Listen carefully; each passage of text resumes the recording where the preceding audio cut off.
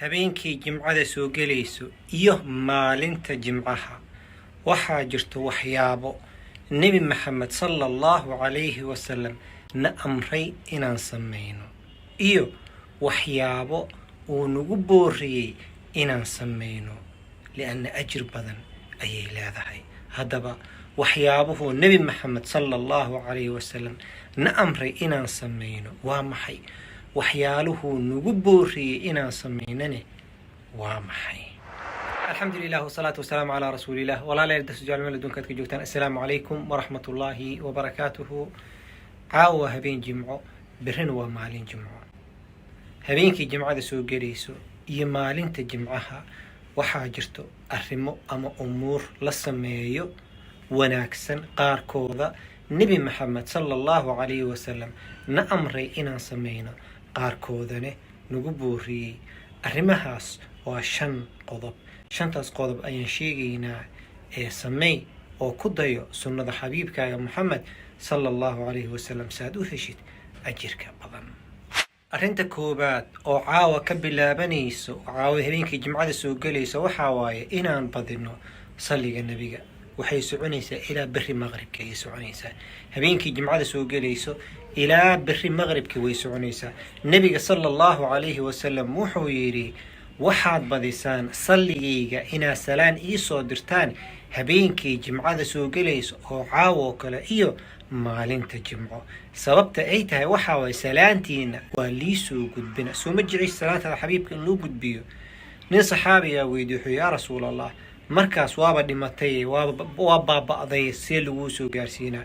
xabiibkeena maxamed wuxuu ku jawaabay, wuxuu yidhi, dhulka ilaahay wuu ka xaaraantimeeyey inuu cuno ama uu dhowaado jismiga ambiyada sallallahu calayhi wasallam. badi salliga nebiga caawa iyo berriba khayr allaha ku siiya. arrinta labaadna waxaa waaye berri oo salaada subax maalinta jimco haddaa awoodid inaad ku tukatid masaajidka sameey. mar walba way fiican tahay salaada subax in lagu tukado masaajidka. faa'iidooyin badan ay leedahay salaada subax masaajidka lagu tukanayo, hadda kor waa ka hadalnay. laakiin salaada subax maalinta jimco way ka duwan tahay salaadaha kale, laana xabiibkeena Muhammad sallallahu calayhi wasallam ayaa sheegay oo wuxuu yidhi, salaad la tukado waxaa u fiican salaada subax maalinta jimco oo jamaaco lagu tukado. waa xadiid saxiix waaye. idan saad u heshid ajirkaas, tuko berri salaada subax masaajidka tago jamaaco ku tuko.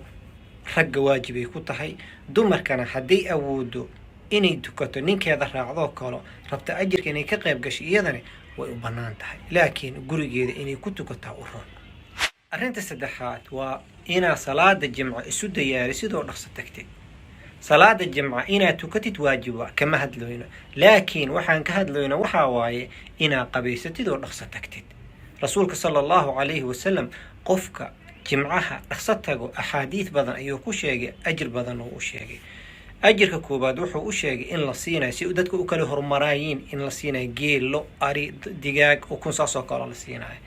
fadliga labaad u sheegay waxaa waaye qofkii man ghasala waqtasala, qofkii qabaysto, si fiican u qabaysto oo kalaho, lugeeyo, imaamkana u dhowaado, aanan ku hadlin, tilaabo kasta uu qaado wuxuu helaa ajir 1 sano, ajir 1 sano qiyaamkeeda iyo soonkeeda. idan berri dhaqso qabayso, isbarfuumi, dharkaaga cad xiro, khudbada aad, intaa khudbada ku jirtidna ha hadlin, khayr allaha ku siiye. arrinta afaraadna waxaa waaye suurat alkahf ha iloobin. suurat alkahf waxaa bilaabi kartaa salaada subax kadib ilaa salaada maqrib intuu dhexayso. salaada subax ka hor lama aqrin karo lianna habeen waaye. rasuulka sallallahu calayhi wasallam wuxuu sheegay maalinta jimco in la aqriyo.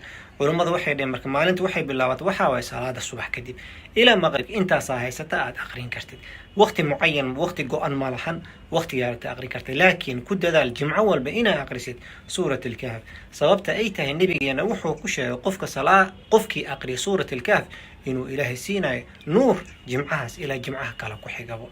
haddaa jeceshid nuur inuu ilaahay ku siiye, nuur allaha ku siiye, suurat alkahf waqti badan kaama qaadanaysa, aqri. qasab maaha kor inaad ka aqrisid, kitaabkaaga soo qaado ka aqriso, khayr allaha ku siiye. arrinta shanaadne, maalinta jimco waxaa ku jirto saaco ducada la aqbalo. saacadaasna waxay u badan tahay inay tahay bacda alcasr. علماء قاركودا waxay dhaheen waxa way khudbada markuu imaamka meesha saaran yahay waaye laakiin waxay u badan tahay bacda al-casr inay tahay sida darteed jimco walba casrka kadib waxa sameeysa ducayso waqti badan ma ahan 2 saac 3 saac inay ku jirtaa laga yaaba masaajidka ka fadhiiso adkaartaada aqriso nabiga ku sali 6 maalmood kale waxa taqabso laakiin maalinta jimco casrti ku dadaal khayr Allah ku siiyo saacadaas uu ilaahay ku waafajiyo hada saacadaas uu waafajina waalibaat oo ducooyinka badnaa ku ducayso ducooyinkan ka soo sheekayne ducooyinka ramadaan ka soo sheekayne ku ducayso khayr Allah ku siiyo ducooyinka gaaban oo xabiibka Muhammad sallallahu alayhi wasallam ka sugnaaday oo khayr adduunyo ku aakhira ku keenay waxa rabtid waa ku ducaysan kartaa xoolo weydiiso caruur weydiiso wax walba weydiiso laakiin ducayso khayr Allah ku siiyo muslimiintana u duco shantaas arrimood ku dadaal jimco walba khayr Allah ku siiyo dambigaaga ikeyga Allah dhaafo jannadana Allah nagu wada kulmiyo Allahumma aamin ilaahi subhanahu wa ta'ala waxaan weydiinayna inuu noo dambi dhaafo qof kasto walaalkiisa u sii gudbiyo kilibkan inuu ilaahi dambi dhaafo oo xifdiyo ayaan ilaahi weydiina walaalihina kala u sii gudbiyo kilibka agtiinu istaagan bakhiilha noqonina khayr Allah idin siiyo jazaakumullahu khayran barakallahu fiikum ilaahi dartiisa idin jeclahay كفائديسو ولا لها كلا أسي قد بيو بخيلها نقول خير الله كسير السلام عليكم ورحمة الله وبركاته.